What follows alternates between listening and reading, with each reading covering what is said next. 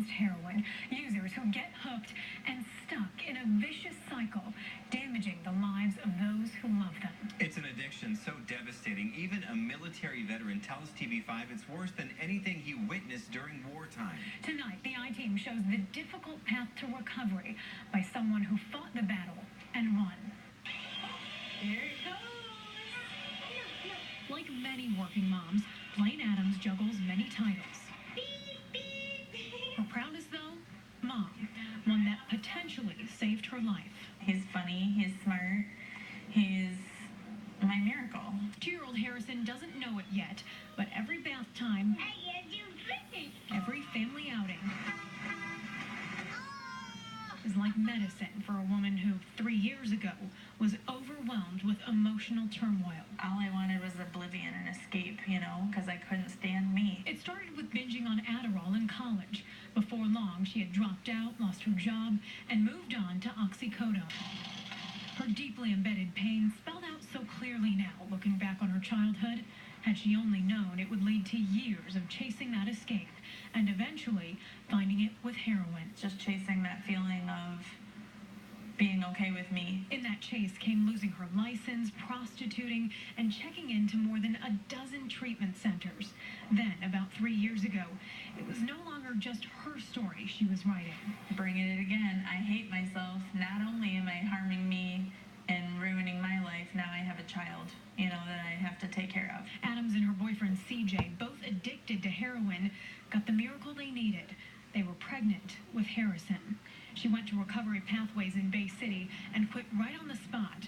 Her first step in the lifelong battle of being a recovering addict. We try to train people's brains to release dopamine from normal activities instead of exogenous chemicals. Dr. William Morrone says only a small percentage of people have the brain chemistry of an addict, and once their brain is exposed to certain chemicals, it's hijacked. You can only control this much in addiction. Something happens here and it releases dopamine and it goes over here, and then somebody says, that's good, I need another one. Okay, in order for people to say, I'm not going to push that guy down, steal his wallet, and go buy 4 bags of heroin, the thoughts have to get out here. This is exploding. Heroin's everywhere. In Michigan, heroin death rates have steadily increased since 2012. Many of those from the most recent data in 2014 were in mid-Michigan.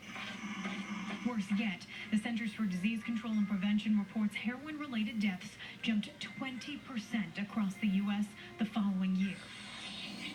Dr. Morrone says that's why brutally honest treatment is so vital. Take your medicine, come to counseling, shut up and go to work, pay more attention to your wife, and provide time to your children. Stop hanging out with the guy smoking on the street corner. But that's what we tell people here. Dr. Morrone outlines 3 ways to get a handle on heroin addiction. Decrease the prescribing of medication that leads to substance abuse, increase access to the opioid overdose antidote Naloxone, and expand medication-assisted treatment. It is a true illness, so it needs to be treated by treatment providers. Joel Strauss says the Bay County Health Department has used Dr. Morrone's expertise to develop 3 target areas to curb the epidemic: criminal justice, community engagement, and a big focus on treatment. Strauss adds for addicts and the community, treatment is a better option than jail time. Not only does treatment give addicts a better shot at getting clean, but also outpatient treatment costs taxpayers roughly 1/5 as much as jail time. The average person that gets hooked into addiction is not a criminal. They're put into bad circumstances, and they will do things that are unfathomable.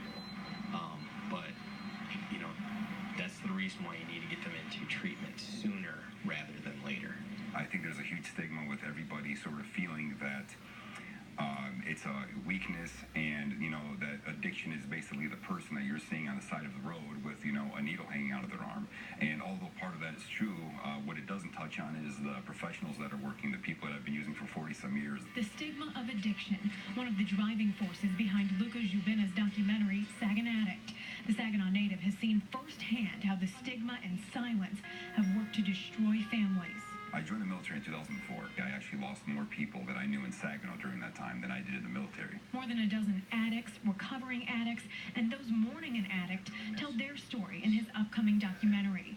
And one of those is Adams. Today, 3 years clean, Adams chases a new high, helping other women as they make their first step toward recovery. It's so rewarding, like when one of my clients lets go of that toxic relationship or gets a job, you know, that's awesome. Or they get a year clean. Holy cow, that's such an accomplishment. Adams admits fighting her addiction is something she battles every day. But through treatment and learning to love herself, she's found healthier ways of coping. Today, I choose to work out or to play with my child or to do something productive. And Adams says getting to this point, getting a job, getting her license back, getting her life back, is all thanks to their little miracle, Harrison. Oh, he's so cute.